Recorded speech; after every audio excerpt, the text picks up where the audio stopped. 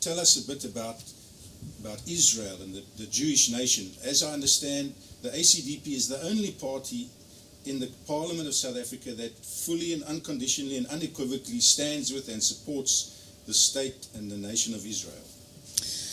Let me start first by saying that any born-again Christian who does not support Israel must really look at his faith, must look into the scriptures, and ask himself the question whether he's not a hypocrite.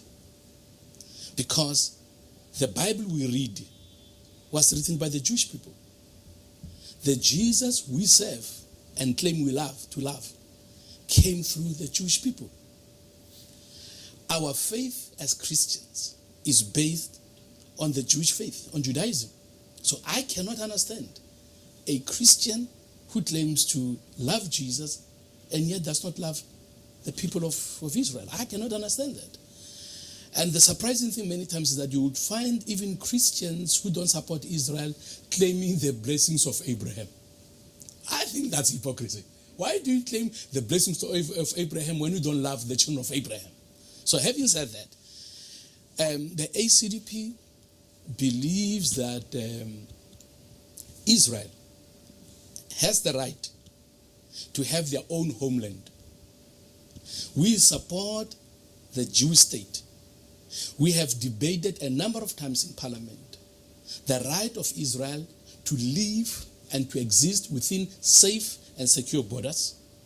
We have defended their right to security, their right to self-defense, their right to do what every other nation of the world is allowed to do, which includes protecting their people from whatever dangers are coming.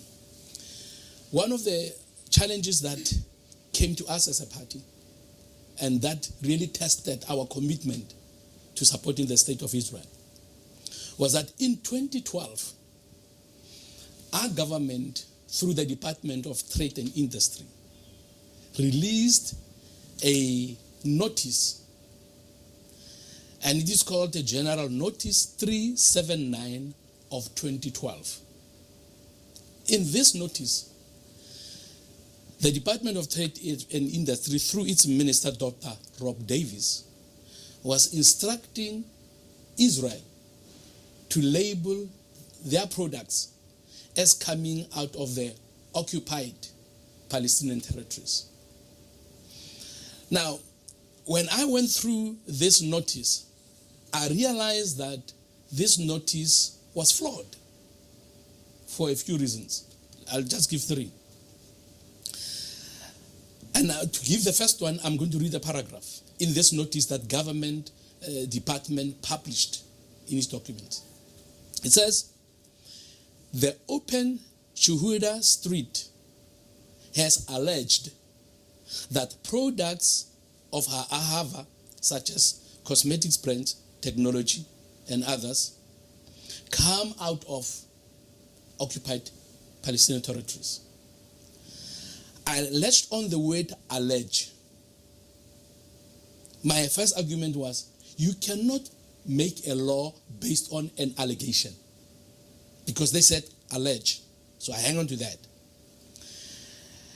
And then they referred to the Consumer Protection Act. They said, according to the Consumer Protection Act, Section 26, all products must be labeled according to the country of origin. Found two things there. Firstly, the Consumer Protection Act speaks about labeling products according to their countries of origin. There is no country called occupied Palestinian territory. So you cannot say, label your products as coming out of that when the Consumer Protection Act says it must be a country. And there is no country called occupied Palestinian territory. So that was the second thing we realized this is flawed. But thirdly, they referred to Section 26 of the Consumer Protection Act. And Section 26 of this act does not make any reference to labeling of products. So they had their facts wrong. When you check the Act, it is Section 24 that makes a reference and not Section 26. So we said, no, this whole thing is flawed. We are against it. It cannot go ahead. Besides that, why is it only Israel that it must be instructed to label their products of coming out of occupied territories or disputed territories? So we disputed the fact that why is it Israel only? And we decided to organize a march. The first protest march I organized in my life was in defense of Israel. So we went into the streets. I got our friends. We told the Jewish community. And they were surprised to hear Christians organizing a march in their defense. And the day we marched to the offices of trade and industry, the media said there were about 2,000 Christians and Jews marching together, singing together, and we handed a petition to a representative of the Minister of Trade and Industry, Dr. Davis. And we said, this thing is wrong, it cannot go ahead, it must be stopped. And I'm glad to report that until today, they could not go ahead with this. Why? Because Christians made a stand. You know, many times things happen in communities and in society and in our lives because Christians allow them.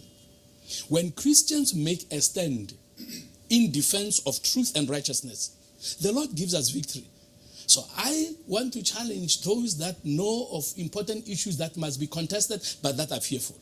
If you overcome your fear and make a stand in the name of the Lord Jesus Christ, God will grant you the victory. This is one victory what we won in defense of Israel, and I'm glad, and I will do it again, because Israel definitely has the right to be treated equally like all other nations.